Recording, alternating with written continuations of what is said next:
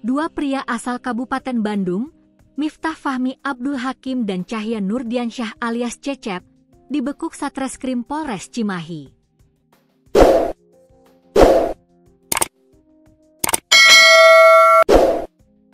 Mereka terbukti melakukan pembunuhan terhadap wanita berinisial In.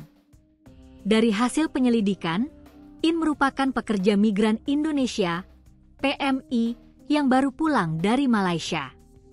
Dalam hal perbuatan dugaan pembunuhan ini dilakukan oleh dua orang, inisial MF dan CN, kata Kasat Reskrim Polres Cimahi, AKP Teguh Kumara, di Polres Cimahi, Selasa, 14 Oktober 2025. Teguh mengungkapkan, pengungkapan kasus pembunuhan PMI tersebut diawali penemuan mayat In yang mengambang di Sungai Citarum, Desa Pataruman, Kecamatan Cihampelas, Kabupaten Bandung Barat, KBB, 1 Oktober 2025. Polisi kemudian melakukan rangkaian penyelidikan dan penyidikan terhadap temuan tersebut. Dari sidik jari korban kami mengetahui korban adalah In yang baru kembali dari Malaysia. In ini adalah TKW, ungkapnya. Polisi kemudian mendapatkan fakta bahwa In dijemput oleh dua tersangka di Bandara Soekarno-Hatta, Tangerang, Banten, 28 September 2025. Dalam perjalanan pulang, kedua tersangka melancarkan aksi kejinya terhadap In. Nyawa In dihabisi di dalam mobil. Pada saat sudah naik kendaraan mobil, kemudian di dalam perjalanan dengan posisi CN sebagai pengemudi, korban di kursi penumpang bagian kiri, dan MF selaku eksekutor duduk di belakang korban. Dalam perjalanan, kemudian korban dijerat dengan tali jaket lehernya dari belakang selama 5 menit, ucap Teguh. Setelah meninggal, In sempat dibawa keliling ke Garut lalu kembali ke wilayah hukum Polres Cimahi.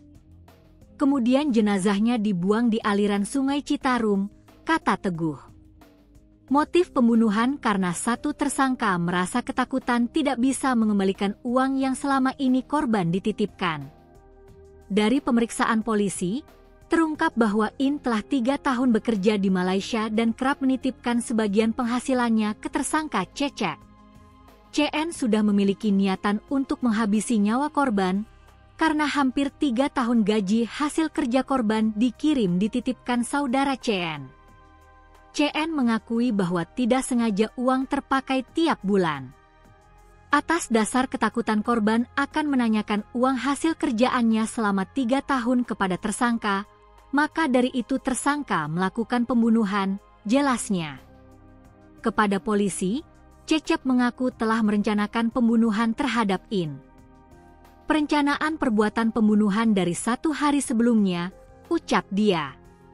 Di lokasi yang sama, Cecep mengaku jika uang yang titipkan korban mencapai 80 juta rupiah.